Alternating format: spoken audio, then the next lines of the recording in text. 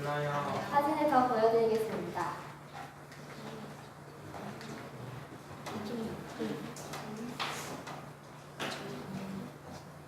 박정희 대통령이라. 네, 맞습니다. 바로 대한민국 5.178 고대 대통령이셨던 박정희 대통령이십니다. 제가 오늘 이분을 소개하려는 이유는 여러분이 잘 알고 있지 못한 박정희 대통령의 모습을 말씀드리기 위해서입니다. 순서는 박정희 대통령의 친일, 애국, 노동 착취의 진실, 검소함입니다. 박정희 대통령의 친일에 대한 이야기입니다. 1920년 8월 기준으로 조선인 80%가 상시 금융을 했습니다.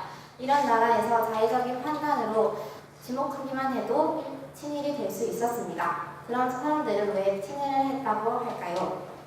왜냐하면 일제하에 교사 경력을 가지고 계셨기 때문입니다. 하지만 일제하에 교사 경력을 가지고 있다고 해서 친일이라고 할 수 없습니다. 박정희 대통령의 제자였던 이순희 씨의 증언으로 알 수 있습니다. 증언에 따르면 조선어 시간이면 아이들 중 한 명을 고쳐 세운 뒤 태극기 교육을 하였다고 합니다. 또한 일본 교감이 자신에게 도센지는 사람도 아니야, 모두 개나 돼지나 개를 먹이로 줘야 해 라고 했을 때 도둑놈들은 너희들이 아니냐 라고 막고함쳤다고 합니다. 어느 날 조선어 교육하던 중 화가 난 박정희 대통령은 천황 사신들을 부수기도 했다고 합니다. 결국 박정희 대통령은 친일을 했다고 할 수 없습니다. 두 번째로 박정희 대통령께서는 누구보다 나라를 사랑하셨습니다. 박정희 대통령은 반민주주의자들을 결코 용납하지 않았습니다. 1976년 1월 15일 연두 기자회견에서 남북 대화 조건으로 민주애국 인사를 석방하라는 북한의 의견에 이렇게 답했습니다. 민주애국 인사들이 어떤 사람들인지 모르지만 또 공산주의자들이 볼 때 그들을 민주애국 인사라고 보는지 모르지만 우리가 볼 때는 그들은 국가에 반역을 한 큰 국사원들입니다. 공산주의자들의 간첩, 공산주의에 협력한 자들을 어떻게 석방할 수 있습니까?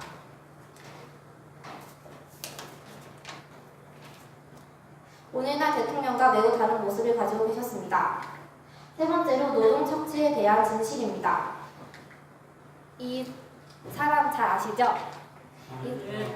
이 사람은 전태일이고 노동 착취로 인해 고통받는 노동자의 현실을 고발하며 자신의 몸을 불태워 노동 환경을 개선시키고자 했던 인물입니다.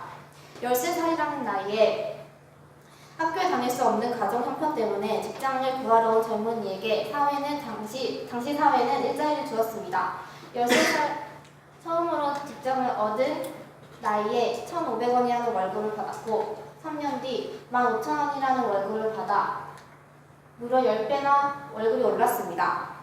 또한 3년 후 22살에 23,000원이라는 월급을 받고 처음보다 15배나 올랐습니다.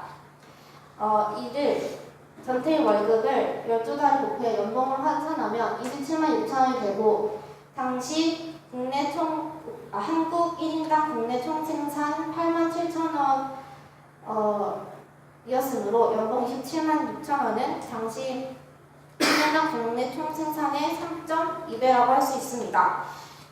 이 액수는 그 당시 최상위 계급에 이르는 돈이라고 할 수 있었습니다. 이 월급이 15배 오를 만큼 6년 동안 경제를 성장케 하신 분이 박정희 대통령이셨습니다. 이로 인해 노동에 대한 정당한 대가를 지불하셨습니다. 이런 혜택들을 받은 그가 분신 자살을 했다는 것은 모순이 아닐 수 없습니다. 박정희 대통령께서는 검소한 분이셨습니다. 박정희 대통령이 얼마나 검소한 생활을 했는지 사례를 들어 말씀드리겠습니다. 1971년 3월 13일 미국의 대표적인 무기 제조업체인 콜트사는 중역인 데이비드 심슨을 청와대에 보내 한국과의 M16 소총 공급 계약 체결에 감사하는 인사를 전합니다. 박정희 대통령에게는 따로 작은 성의 표시로 봉투를 건넸는데 그 안에는 100만 달러의 돈이 들어 있었습니다. 봉투를 열어본 대통령은 미소를 지으며 내 공급으로는 3대가 이래도 만져보기 힘든 큰 돈이구려 라고 대통령의 웃음을 만족으로 읽은 심슨은 그러나 박정희 대통령의 이어지는 말에 표정이 굳어졌습니다. 자, 이 100만 달러는 내 돈이 되었으니 이제 이 돈의 값어치만큼 총을 더 가져다 주시오.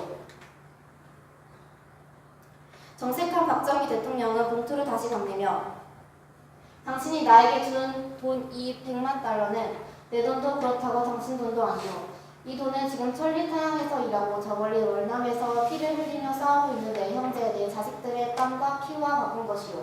그런 돈을 어찌 한나라의 아버지로서 자기 배를 태우는 데 사용할 수 있겠소. 이 돈만큼의 총을 우리에게 더 주시오. 그 자리에서 심슨은 100만 달러어치의 소총을 더 주겠다고 약조합니다. 불법으로 받은 돈도 아니었지만 박정희 대통령은 결코 국가보다 돈을 먼저 생각하지 않았습니다. 두 번째 이야기입니다.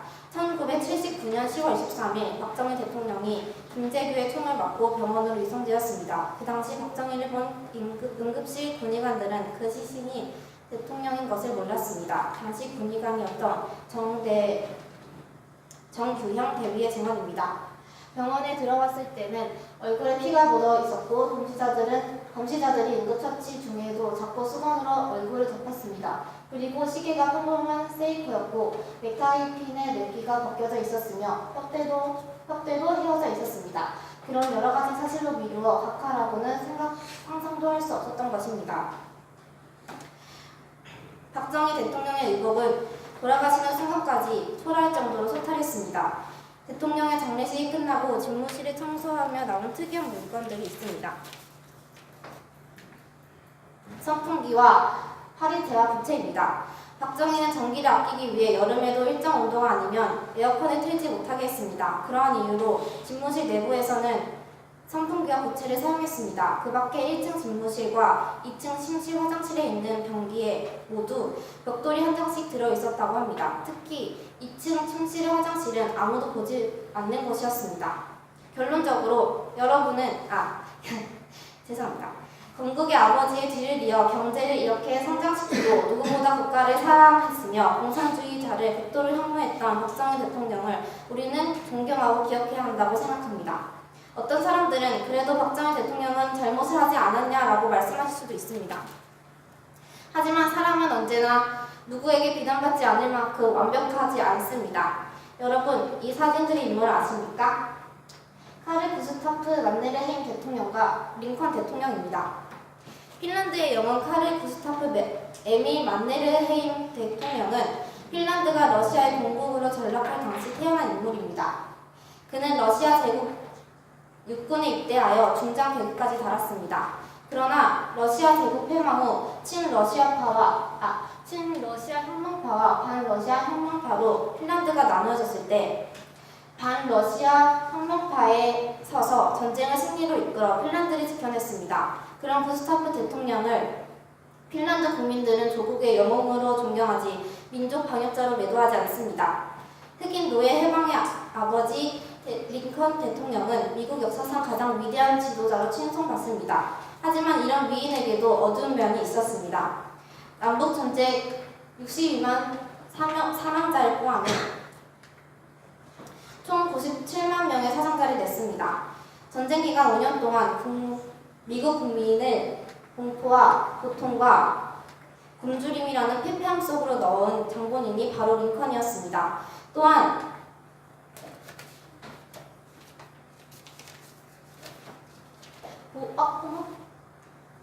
죄송합니다. 본인 소유의 노예는 끝까지 해병시켜주지도 않았습니다. 위에 예들을 보면 어떤 생각이 드시나요? 너무나도 도덕적이지 못한 모습에 위인이라는 호칭을 붙이기가 아깝다고 말하는 사람도 있을 것 같습니다. 하지만 위에 언급된 인물의 해당 국가에서는 그런 사람들을 쉽게 찾아볼 수 없습니다. 다만 발전과 번영이라는 시각으로 인물을 바라보며 존경과 감사의 표시를 할 뿐입니다. 오해하실 수도 있지만 저의 의도는 잘못한 것을 눈 감아주자는 말이 아닙니다. 왜곡된 역사에 눈이 가려져 우리들의 영웅을 쉽게 판단했던 것은 아닌지 뒤돌아보자고 하는 것입니다. 제가 지금까지 말씀드렸던 내용은 이 책을 통해 알게 된 지식들입니다. 여러분도 공산주의에 물든 교과서만 보고 역사를 아는 것이 아니라 직접 찾아보는 경험을 하시길 바라며 발표를 마치겠습니다.